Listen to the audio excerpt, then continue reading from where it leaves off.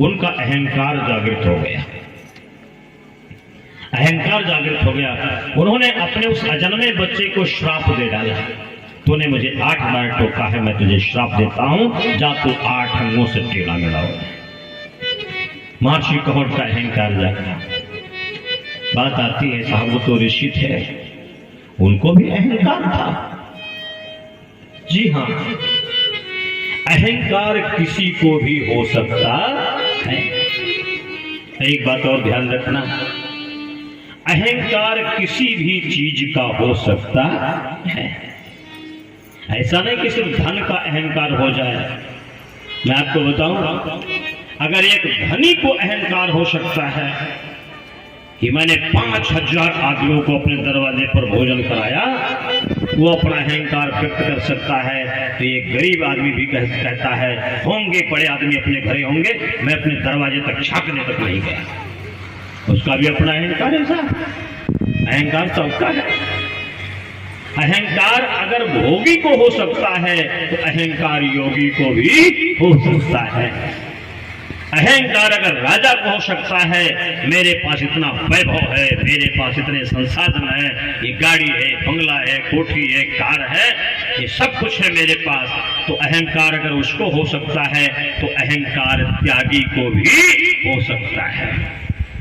मैंने सब छोड़ दिया, राजपाट, धन दौलत, रुपया पैसा सब मैंने त्याग दिया, इसका भी अहंकार हो सकता है? इसका भी अहंकार हो सकता है। अहंकार तपस्वी होने का भी अहंकार हो सकता है। मैं नमक नहीं खाता, मैं चीनी नहीं खाता, लहसुन प्याज नहीं खाता, ये नहीं खाता, वो नहीं खाता, क्या समझ रखा है? सामान्य व्यक्ति थोड़ी है। 70 माला गायत्री मंत्र की रोजाना जप करता हूँ, मामूली शादत हो क्या?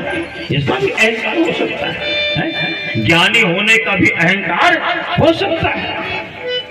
साहब, इतने शास्त्र, इतने पुराण, इतने वेद मैंने पढ़ लिए हैं, क्या समझ रहा है? ये किताबें हमने पढ़ी हैं, इसका भी अहंकार हो सकता है। अहंकार किसी भी चीज का किसी को हो सकता है, ध्यान रखना। पद का भी अहंकार होता है, धन का भी अहंकार होता है, बल का भी अहंकार होता है। और क्या समझा है मेरे को साहब? सन 67 से मैं जुड़ा हूँ गायत्री परिवार से, इसका भी अहंकार हो जाता है। कई बार इतना पुराना कार्य करता है, इसका भी अहंकार हो जाता है। और ये करता हूँ, इस पद पर बैठा हूँ, वहां बैठा हूँ साहब, ये इतना देख रहा हूँ, उतना कर रहा हूँ, मामूली आदमी कोई थोड़े, इसका भी अहंकार हो जाता है। अहंकार विविध रूपों में आ जाता है हमारे जीवन में। इतना बड़ा ज्ञान हमने अर्जित किया है, ये सब, ये पुराण पढ़े, वो शास्त्र पढ़े हैं, इसका अपना अहंकार हो जाता है। अहंकार किसी भी चीज का हो जाता है। एक बार एक महात्मा जी प्रवचन कर रहे थे, सबसे पूछा, भाई साहब कोई ऐसा व्यक्ति है जिसको कोई अहंकार नहीं है? बड़ी देर बाद एक आदमी उठकर खड़ा हुआ, उसने कहा गुरुजी मेरे को कोई अहंकार नहीं है। गुरुजी ने कहा बेटा बस यही तो अहंकार है। अर्थात अहंकार न होने का भी अहंकार हो सकता है। मेरे को कोई अहंकार नहीं है। अरे यही अहंकार है भाई, यही अहंकार है। बड़ा छुपा हुआ सत्व है जो हमारे आपके भीतर बैठा है, और यदा कदा कभी ना कभी उभर आता ही है किसी न किसी रूप में। मेरी बात नहीं मानी जा रही, मैं वो पदाधिकारी हूँ, मैं साहब ये पावरफुल हूँ, और कोई मुझसे बिना पूछे कैसे वहां चला गया, बिना मेरी राय लिए ये क्यों कर डाला है?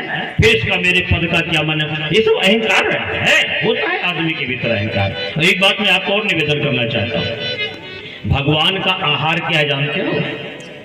भगवान का आहार अहंकार है। भगवान अहंकार खाते हैं।